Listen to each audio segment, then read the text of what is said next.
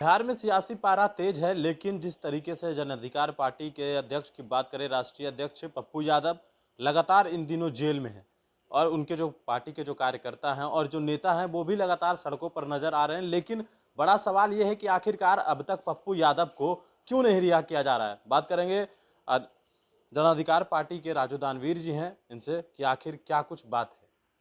देखिए, कानूनी प्रक्रिया चल रही है। अभी माननीय उच्च न्यायालय में उनका केस चल रहा है और भरोसा भी है हमें न्याय मिलेगा, सत्य की विजय भी होगी।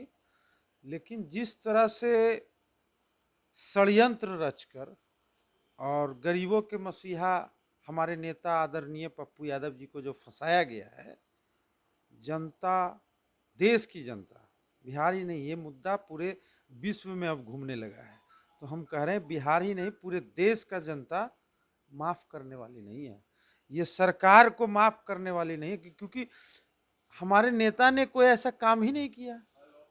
ये तो आप उस समय आप इनको गिरफ्तार किए जिस समय ये जिंदगी बांट रहे थे, और बाकी ये 32 साल से कहाँ थे?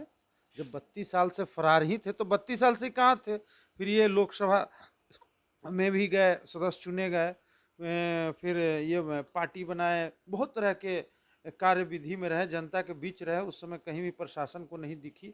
उस समय दिखी जब जनता को जरूरत थी पप्पू यादव की। और पप्पू यादव जी ऐसे थे कि उस सरकार के नाकामियों को भी उजागर कर रहे थे और साथ में एक एक पीड़ित तक हर सुविधा को मुहैया करा रहे थे। आखिर सरकार का ये नीति जो रहा ना, वो बहुत गलत रहा और इसकी इसकी इसकी निंदा पूरे बिहार कर रही है, भारत कर रही है। एक सवाल है कि आप लोग लगातार सड़कों पर उनके लिए प्रदर्शन कर रहे हैं, लेकिन उस प्रदर्शन का कोई फलोफल दिख नहीं रहा है। देखिए, दिखेगा, जरूर दिखेगा। हम पहले भी बोले हैं, संघर्ष बड़ा भीषण होगा, याचना नहीं अब रण होगा। ठीक है, सब्र का बांध टूट चुका है। और एक बात सही आपने कहा कि दिखता नहीं है, क्योंकि आप लोग भी सही दिखाने का काम करें ना, दिखता है। हम लोग लगातार सड़कों पर हैं और हर जिला में, और हमारे जितने भी युवा परिषद के साथी हैं सभी लगातार संघर्ष में आदरणीय पप्पू यादव जी के रिहाई के लिए रुकेंगे नहीं, झुकेंगे नहीं और उनकी रिहाई करवा के ही रहेंगे। सवाल ये है कि जिस तरह से आप कह रहे हैं कि हम लोग दिखाते नहीं हैं, दिखाने की बात नहीं है, लेकिन सरकार आपकी बातों को क्यों नहीं सुन रही है। और पप्पू यादव की जहां तक हम बात करें तो उन्हें यह कहा जा रहा था कि 32 साल से फरार है, लेकिन सवाल है कि अब तक क्यों नहीं रिहाई दी जा रही है। क्या आप लोग कह रहे हैं कि राजनीतिक षड्यंत्र है? आखिर ये क्यों, ऐसा क्यों? हम तो बता ही रहे हैं कि 32 साल से फरार थे, तो 32 साल से क्या कर रही थी प्रशासन? क्या उसको, प्रशासन को कोई बांधे हुए था जो इनको गिरफ्तारी नहीं हुई?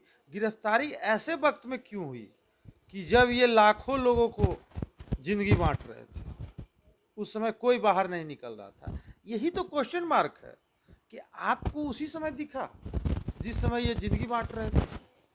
पहले आप इनको गिरफ्तार कर लेते, पहले कुछ करते तो बात रहती। अच्छा, जो केस ही नहीं है, जो केस ही फॉल्स है, और उस केस में इनकी गिरफ्तारी, बेल टूटा हुआ में गिरफ्तारी, क्या मायने है? तो ये साफ साफ षड्यंत्र ही है। और कितना भी षड्यंत्र रच लीजिए झूठा, गरीबों के मसीहा आदरणीय पप्पू यादव जी को आप जेल में नहीं रख सकते, वो रिहा होंगे। सूरज जो है निकलता है सच के साथ। सत्य थोड़ा देर को दबा सकते हैं, खत्म नहीं कर सकते हैं। सत्य सत्य होता है, एक जान। सवाल है कि आगे की क्या रणनीति होगी। पप्पू यादव से आप लोगों की बातचीत होती है, किस तरीके से उनका जो सेहत है? सेहत उनका ठीक नहीं है, वो कई बीमारियों से भी जूझ रहे हैं। और हम लोग लगातार ईश्वर अल्लाह सभी से दुआ भी करते हैं कि उनका स्वास्थ्य बिल्कुल ठीक रहे और कोई भी परेशानी ना हो।